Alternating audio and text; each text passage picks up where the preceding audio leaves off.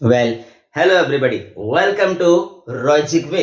रॉयजिक way के YouTube channel पर आप सभी लोगों का स्वागत है, अभिनंदन है। Well dear students, lovely and dear students, आज का वीडियो संबंधित है इंग्लिश लैंग्वेज से। इंग्लिश ग्रामर कहिए, इंग्लिश लैंग्वेज कहिए, बेसिक्स ऑफ इंग्लिश कहिए या बेसिक ग्रामर कहिए, फंडामेंटल इंग्लिश कहिए, बात तो सब कुछ एक ही तरफ जाती है और उस सब का समाधान इस वीडियो के माध्यम से। मैं हूं आपका अपना इंग्लिश ट्रेनर एच.एम. रॉय और आप तक ये वीडियो पहुंच रहा है रॉयजिक वे यूट्यूब चैनल के माध्यम से। आइए जानते हैं आज के इस वीडियो के माध्यम से कि आखिर हम असर्टिव सेंटेंस किसे कहते हैं। असर्टिव सेंटेंसेस के बारे में आज हम जानकारी प्राप्त कर रहे हैं। तो असर्टिव सेंटेंस जो हमने चर्चा में पिछले वीडियोस में कहा कि हमारे पास कुल मिलाकर के पर्पस के आधार पर 5 सेंटेंस होते हैं, 5 प्रकार के वाक्य होते हैं। अगर हम उनकी बात करें तो पहला हमने रखा असर्टिव सेंटेंस। असर्टिव सेंटेंसेस को हम और कहते हैं डिक्लेरेटिव सेंटेंसेस। और डिक्लेरेटिव सेंटेंस कहिए, असर्टिव सेंटेंस कहिए, हम हिंदी में कहते हैं इनको कथनात्मक वाक्य, यानी इनमें किसी न किसी हम कथन की बात करते हैं। कथन यानी स्टेटमेंट की बात कर रहे हैं, तो स्टेटमेंट कह सकते हैं, हिंदी में कथन कह सकते हैं, या फिर कह सकते हैं असर्टिव सेंटेंसेस। असर्टिव सेंटेंस स्पष्ट है कि ये 2 प्रकार के होते हैं डियर स्टूडेंट्स। इन्हें हम 2 भागों में डिवाइड कर रहे हैं। एक है आपके लिए एफर्मेटिव और दूसरा है आपके लिए नेगेटिव।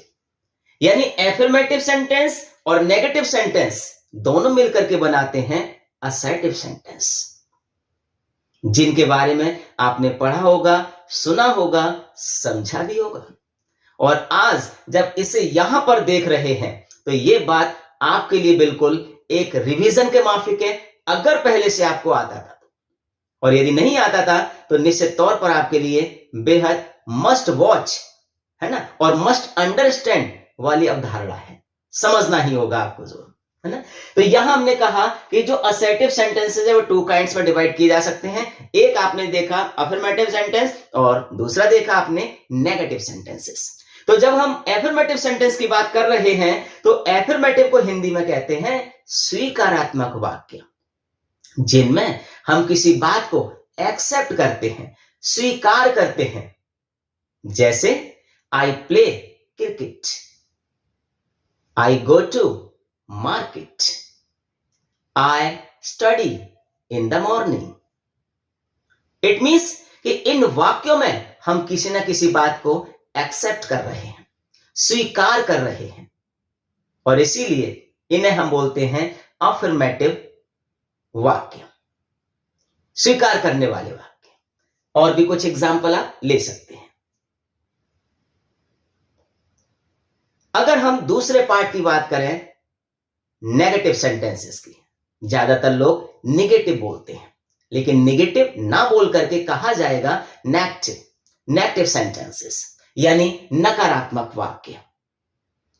अब अगर नकारात्मक वाक्यों की आप बात करते हैं तो निश्चित तौर पर इन वाक्यों में हम किसी ना किसी बात को अस्वीकार करते हैं, डिनाई करते हैं, रिजेक्ट करते हैं, रिफ्यूज करते हैं, इग्नोर करते हैं, अवॉइड करते हैं।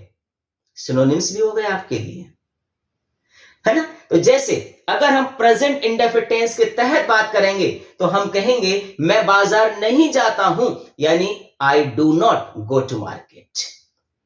अगर हम सिंपल इज एम आर के तहत बात करेंगे तो हम कहेंगे I am not a teacher, I am not a student, है ना। He is not a footballer,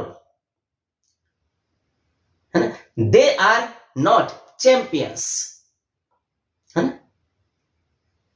it means negative बात को आपको अस्वीकार करना है, रिजेक्ट करना है, आपको कहना है कि ऐसा हम नहीं करते, ऐसे हम नहीं हैं।